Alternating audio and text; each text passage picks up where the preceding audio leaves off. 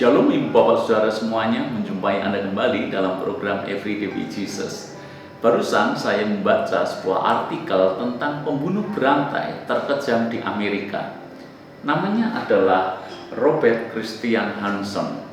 Dan dia telah memperkosa dan membunuh 21 wanita. Dan ketika Robert Christian Hansen ini ditangkap, maka pengadilan Amerika menjatuhkan hukuman tidak main-main kepada pembunuh berantai ini. Berapa tahun hukuman yang harus dijalani oleh pembunuh berantai ini? 461 tahun. Mungkin ketika Anda mendengar vonis dari pengadilan ini akan heran. Bagaimana mungkin dijatuhkan hukuman selama 461 tahun? Pada kenyataannya, mana ada manusia yang umurnya sepanjang itu? Bukankah lebih baik dikatakan bahwa dia menjalani hukuman seumur hidup? Tetapi tidak. Tetap pengadilan menjatuhkan hukuman 461 tahun. Tahukah Anda apa maksud pengadilan menjatuhkan vonis 461 tahun dibandingkan dengan menyatakan bahwa dia dihukum seumur hidup? Salah satu alasan kenapa pembunuh berantai ini divonis dengan hukuman 461 tahun dan bukannya hukuman seumur hidup adalah supaya memperjelas betapa besar kesalahan yang dia lakukan, betapa besar kejahatan yang dia lakukan. Itu sebabnya untuk mempertegasnya tidak cukup hukuman seumur hidup, tapi hukumannya harus dibuat sedemikian jelas, 461 tahun.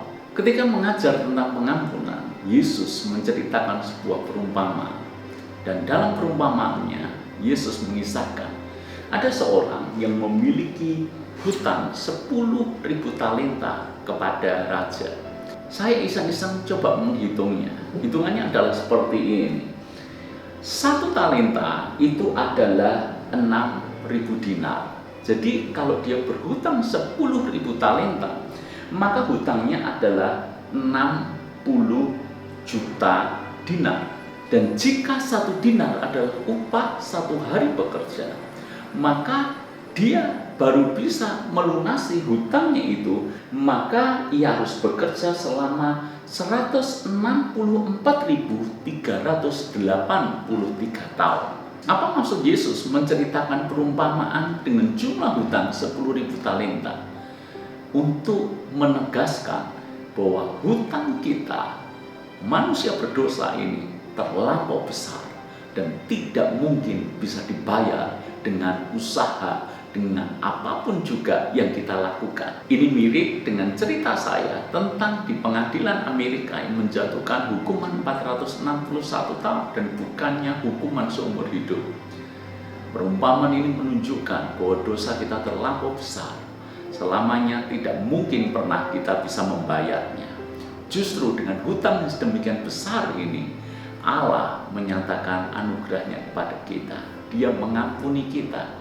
Kita yang seharusnya tidak mungkin bisa membayar hutang-hutang kita. Tapi Kristus Yesus mati di atas kayu salib, membayar lunas, sehingga kita dibebaskan, sehingga kita dimerdekakan. Alkitab berkata, kita harusnya orang yang tidak dikasihani, tetapi sekarang kita beroleh belas kasihan. Kita yang harusnya tergantung di atas kayu salib sebagai orang yang terkutuk, tetapi melalui kematian Yesus, justru kita semuanya menjadi orang yang dibebaskan dari kutuk dan menjadi orang yang diberkati oleh Tuhan. Kristus yang kaya mau menjadi miskin supaya kita yang miskin diperkaya dalam anugerahnya. Ibu bapak saudara semuanya, kita harusnya sangat bersyukur karena kita mengenal Tuhan Yesus sebagai juru selamat kita secara pribadi. Hutang dosa yang tidak mungkin bisa kita bayar sampai kapanpun juga. Tapi Yesus mati di atas kayu salib untuk membayarnya bagi kita. Tuhan berkati.